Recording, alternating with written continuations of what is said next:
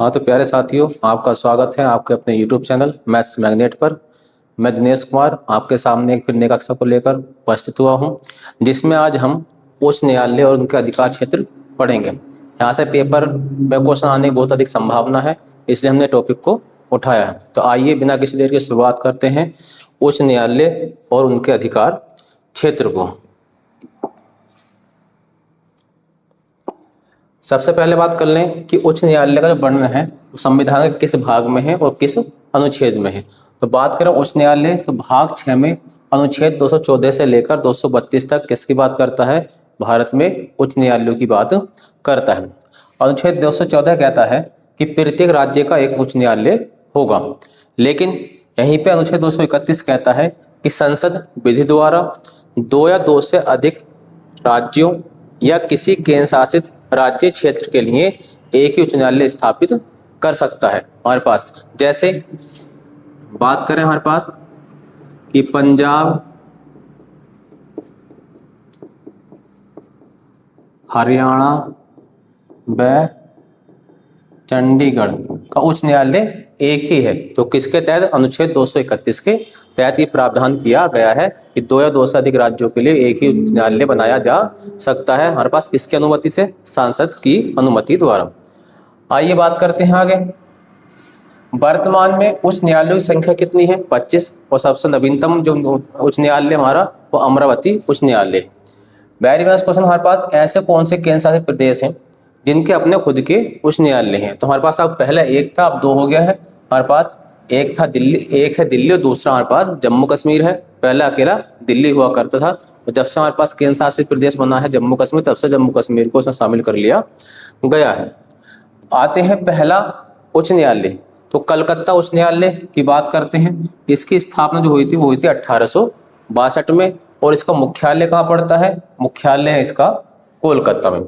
बात करते हैं इसकी खंडपीठ कहाँ पर है? तो खंडपीठ 2 जगह है, पोर्ट ब्लेयर और जलपाईगुड़ी में इसकी खंडपीठ है। बात करते हैं कि उच्च न्यायालय, कलकत्ता उच्च न्यायालय में कौन कौन से राज्यों के अधिकार क्षेत्र आते हैं? तो इसमें एक तो हमारे पास पश्चिम बंगाल, दूसरा अंडमान निकोबार द्वीप समूह जो है वो इस उच्च न्यायालय के अंतर्गत आते हैं। अर्थात अंडमान निकोबार द्वीप समूह का भी जो हाई कोर्ट है वो कोलकाता हाई कोर्ट ही लगता है। ये हमारे पास सबसे पुराना हाई कोर्ट है। हालांकि 1862 में 3 की स्थापना हुई थी, लेकिन उसमें सबसे पहले किसकी हुई थी? हमारे पास कलकत्ता की स्थापना की गई थी। कलकत्ता, मुंबई और मद्रास 3 हुए थे, उसमें कलकत्ता की स्थापना सबसे पहले की गई थी। बात करते हैं दूसरा उच्च न्यायालय। दूसरा उच्च न्यायालय कौन सा हमारे पास? मुंबई उच्च न्यायालय है। इसकी स्थापना भी कब हुई थी? 1862 में हुई थी, और इसका मुख्यालय कहाँ पर है? इसका मुख्यालय जो है वो मुंबई है। बात करते हैं मुंबई उच्च न्यायालय खंडपीठ की। इसके कहाँ कहाँ पर अन्य पीठ हैं? तो हमारे पास एक नागपुर, पणजी और औरंगाबाद, 3 स्थान पर इसकी खंडपीठ है। बात करें कि मुंबई उच्च न्यायालय किन किन राज्यों के अधिकार क्षेत्र देखे जाते हैं, तो इसमें महाराष्ट्र का, गोवा का, दादर नागर हवेली एवं दमन दीव, अर्थात 3 हमारे पास राज्य केंद्र शासित प्रदेशों का जो एक ही उच्च न्यायालय, जिसको हम मुंबई उच्च न्यायालय कहते हैं। बात करते हैं तीसरा मद्रास उच्च न्यायालय। इसकी स्थापना कब हुई थी? 1862 में। इसका मुख्यालय कहाँ पर है? इसका मुख्यालय पड़ता है चेन्नई में। इसकी खंडपीठ कहाँ पर है? तो मदुरै में इसकी खंडपीठ है, और इसके राज्य क्षेत्र 2 है हमारे पास, तमिलनाडु और पुडुचेरी का। पूछा जाता है कि पुडुचेरी का उच्च न्यायालय कहाँ पर लगता है? तो कहाँ पर लगता है? मद्रास उच्च न्यायालय में लगता है। आगे चलते हैं इलाहाबाद उच्च न्यायालय। तो इलाहाबाद उच्च न्यायालय की स्थापना कब हुई थी? 1866 में, और इसका मुख्यालय कहाँ पर है? इसका मुख्यालय है प्रयागराज में। खंडपीठ की बात कर लें तो इसकी जो खंडपीठ है वो कहाँ पर है? लखनऊ में इसकी खंडपीठ है। और यहाँ के जो वर्तमान मुख्य न्यायाधीश हैं वो मुख्य न्यायाधीश कौन है? अरुण भंसाली जो है इलाहाबाद हाईकोर्ट के मुख्य न्यायाधीश है। इसका केवल एक ही अधिकार राज्य है हमारे पास, जो उत्तर प्रदेश के लिए ही काम करता है। इसमें किसी अन्य राज्य को शामिल नहीं किया गया है। ये इलाहाबाद हाई कोर्ट जो है वो एशिया का सबसे बड़ा उच्च न्यायालय है। किसके आधार पर? जजों की संख्या के आधार पर यहाँ से सबसे अधिक जज पाए जाते हैं। आगे बात करें पांचवा कर्नाटक उच्च न्यायालय। इसकी स्थापना कब हुई थी? इसकी स्थापना हुई थी 1884 में, और इसका मुख्यालय कहाँ पड़ता है? मुख्यालय पड़ता है बेंगलोर में। इसकी कोई खंडपीठ नहीं है और इसका जो अधिकार राज्य क्षेत्र है वो कौन सा है, कर्नाटक के लिए ही काम करता है, किसी अन्य राज्य केंद्र शासित प्रदेश के लिए काम नहीं करता। आगे पटना उच्च न्यायालय, तो पटना उच्च न्यायालय की स्थापना कब हुई थी? 1916 में इसकी स्थापना की गई थी। मुख्यालय कहाँ पड़ता है इसका? पटना में। इसकी कोई खंडपीठ नहीं है और इसका जो राज्य क्षेत्र है वो कौन सा? पटना के ही इसका राज्य क्षेत्र है। बात करते हैं अगला कौन सा हमारे पास? ओडिशा उच्च न्यायालय। इसकी स्थापना कब हुई थी? 1948 में इसकी स्थापना हुई थी और मुख्यालय कहाँ पर है इसका? कटक में पड़ता है और इसका राज्य अधिकार क्षेत्र जो है वो कहाँ पर है?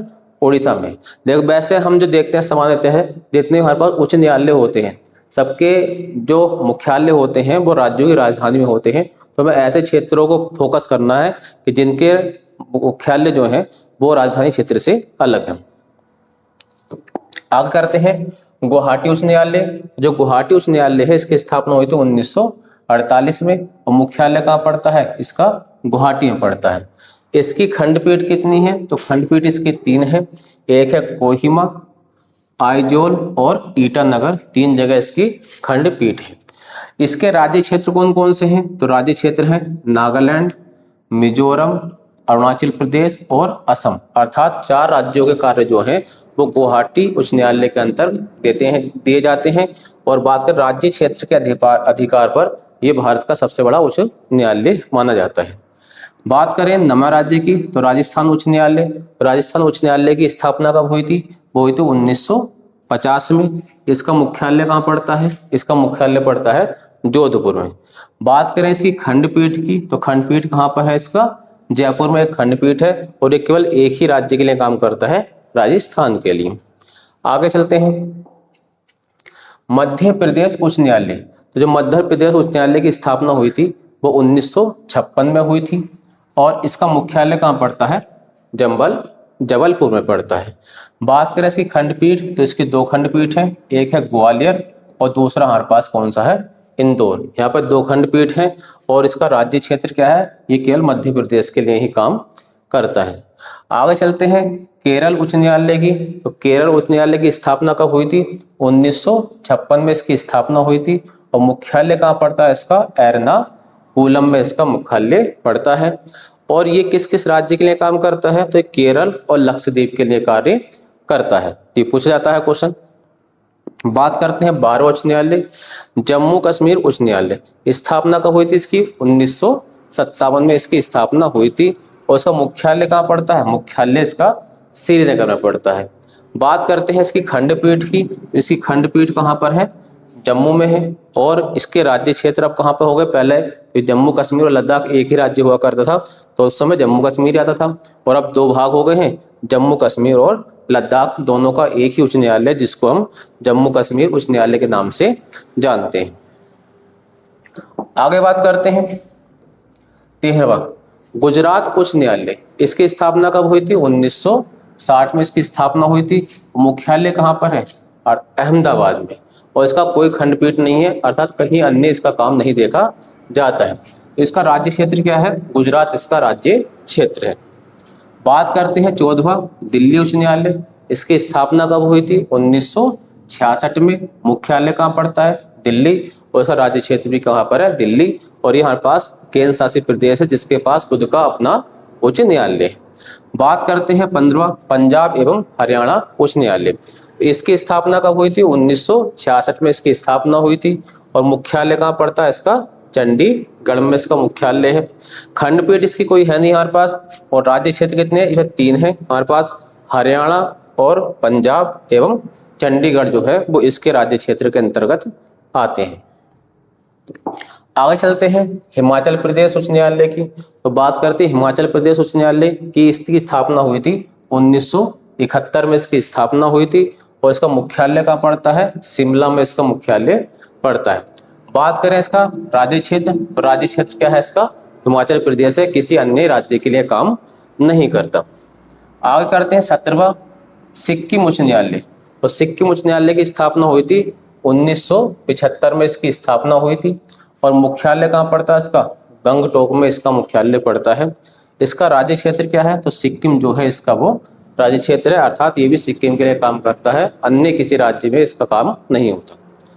आगे बात करते हैं छत्तीसगढ़ उच्च न्यायालय की। तो छत्तीसगढ़ उच्च न्यायालय की बात करें तो इसकी स्थापना हुई थी 2000 में, क्योंकि हम जानते हैं कि 2000 में हमारे पास 3 राज्य बने थे, छत्तीसगढ़, झारखंड और उत्तराखंड। तो इनके उच्च न्यायालयों की स्थापना भी 2000 में ही मानी जाती है।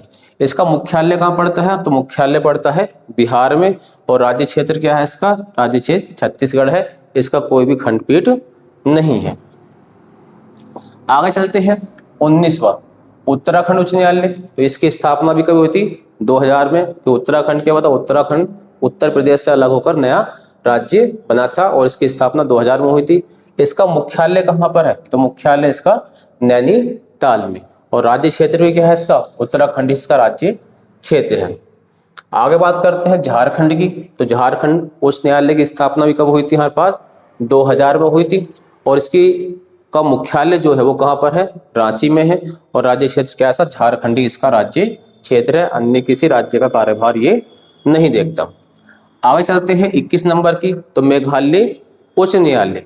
तो मेघालय उच्च न्यायालय की स्थापना कब हुई थी? 2013 में इसकी स्थापना हुई थी, और मुख्यालय कहाँ पर है इसका? मुख्यालय है इसका शिलोंग में। ठीक है। बात करते हैं इसका राज्य क्षेत्र। तो ये केवल मेघालय के ही लिए ही काम करता है, अन्य किसी राज्य के लिए काम नहीं करता। 22वां आता है मणिपुर उच्च न्यायालय। तो बात करते हैं मणिपुर उच्च न्यायालय की। इसकी स्थापना जो हुई थी वो 2013 में हुई थी, और इसका मुख्यालय कहाँ पड़ता है? मुख्यालय इम्फाल में पड़ता है, और इसका राज्य क्षेत्र कहाँ पर है? तो इसका राज्य क्षेत्र जो है मणिपुर में है, अर्थात मणिपुर उच्च न्यायालय केवल मणिपुर का कार्य ही देखता है। आगे चलते हैं 23वां नंबर त्रिपुरा उच्च न्यायालय का आता है। तो इसकी स्थापना भी कब हुई थी? हमारे पास 2013 में इसकी स्थापना हुई थी, और इसका मुख्यालय कहाँ पर है? अगरतला में इसका मुख्यालय है, और इसका भी कोई खंडपीठ नहीं है। राज्य क्षेत्र किसके लिए काम करता है ये? तो ये केवल उत्तराखंड के लिए ही कार्य करता है। अगला आता है तेलंगाना उच्च न्यायालय। तो तेलंगाना उच्च न्यायालय की स्थापना जो हुई थी वो कहाँ पर हुई थी? हमारे पास 1954 में हुई थी। ठीक है। इसका मुख्यालय कहाँ पड़ता है? हैदराबाद में पड़ता है। जो हैदराबाद का उच्च न्यायालय है उसकी स्थापना 1954 में हुई थी, और राज्य क्षेत्र कहाँ है इसका? तेलंगाना के लिए ही काम करता है। बात करते हैं आंध्र प्रदेश उच्च न्यायालय की। तो जो आंध्र प्रदेश उच्च न्यायालय है इसकी स्थापना कब हुई थी? हमारे पास 2019 में इसकी स्थापना हुई थी।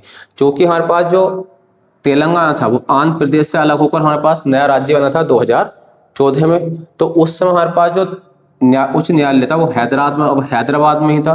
जब ये दोनों अलग हुए तो इस हैदराबाद वाले उच्च न्यायालय को किसको दे दिया? तेलंगाना को, जिसका नाम हमारे पास तेलंगाना उच्च न्यायालय पड़ा। तो कहीं कहीं पे इसकी स्थापना का वर्ष 2019 भी दे रखा है। ठीक है। इसका मुख्यालय कहाँ पड़ता है? तो मुख्यालय इसका अमरावती में पड़ता है, और उसका राज्य क्षेत्र क्या है? इसका राज्य क्षेत्र आंध्र प्रदेश ही है, और ये भारत का सबसे नवीनतम उच्च न्यायालय है। आगे बात करते हैं 1 जनवरी 2019 तक तेलंगाना एवं आंध्र प्रदेश का उच्च न्यायालय हैदराबाद ही था, लेकिन 2019 के बाद क्या हुआ हमारे पास कि आंध्र प्रदेश का जो हाई कोर्ट था वो अमरावती में बना दिया गया, और उसको फिर हम आंध्र प्रदेश उच्च न्यायालय के नाम से जाने जाते हैं। बात करते हैं 2 जून 2014 को तेलंगाना आंध्र प्रदेश से अलग होकर नया राज्य बना था। इस प्रकार हमारे पास जो हैदराबाद का हाई कोर्ट था वो तेलंगाना का हो गया, और आंध्र प्रदेश के लिए नए उच्च न्यायालय की स्थापना कर दी गई थी। तो ये हमारे पास भारत के उच्च न्यायालय और उनके अधिकार क्षेत्र से संबंधित कुछ प्रश्न थे। तो यहाँ से जो हमारे पास अवश्य पूछे जाते हैं कि हमारे पास कौन सा राज्य का हाई कोर्ट कहाँ पर या उच्च न्यायालय कहाँ पर लगता है। तो उम्मीद करता हूँ आपको क्लास पसंद आएगी, और क्लास पसंद आए तो चैनल को सब्सक्राइब करना, लाइक करना और शेयर करते हैं, तो तब हमें नई नई वीडियो बनाने का मोटिवेशन मिलता है। धन्यवाद।